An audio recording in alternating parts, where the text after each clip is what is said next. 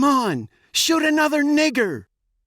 With tears streaming down her face, the black teenager taunted a helmeted phalanx of New York City policemen. Amid a barrage of books and bottles from 200 black students, the officers struggled to maintain order outside Robert F. Wagner Jr. High School on East 76th Street in Upper Manhattan. The only serious casualty at the scene was the sole black patrolman, who suffered a concussion when hit in the head by a can of soda. He remained on duty for more than an hour before collapsing and was raced unconscious to Lenox Hill Hospital, where he eventually recovered.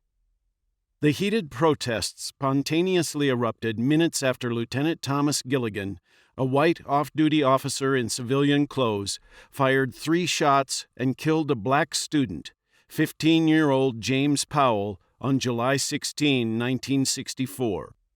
The fatal confrontation followed an earlier altercation that Thursday morning between a white superintendent and black teenagers in front of an apartment building across the street from the school. But tensions were already high from a publicized series of violent crimes featuring black assailants and white victims. At that instant, 3,000 miles away in San Francisco, weary aides to Barry Goldwater were putting the finishing touches on his acceptance speech to the Republican convention.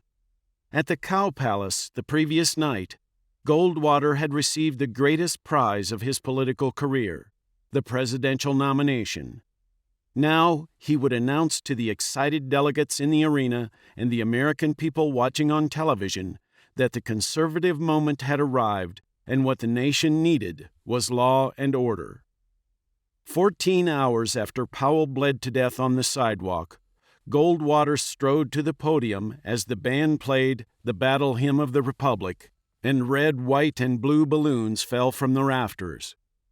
Grim and stern, with black-rimmed glasses that accentuated his political image as an angry prophet of impending doom, he denounced rising crime and violence in our streets to roars of approval from the convention. Security from domestic violence, no less than from foreign aggression, is the most elementary and fundamental purpose of any government, Goldwater intoned.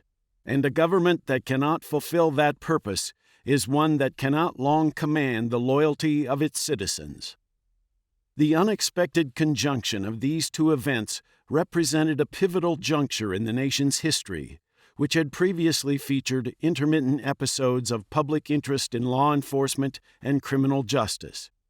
Although the federal government had periodically embarked on crusades against crime or immorality in the past, and plenty of local, state, and national politicians had voiced similar ideas, Goldwater's words combined with impending developments would have an impact in the future that few of his listeners or viewers, not even devoted friends or avid foes, could have anticipated.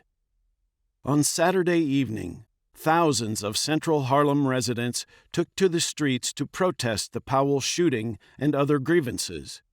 Most were bystanders, not participants, in the violence that erupted during the next 3 nights. The unrest then spread to Bedford-Stuyvesant, Bed-Stuy, a section of Brooklyn, for another 3 nights.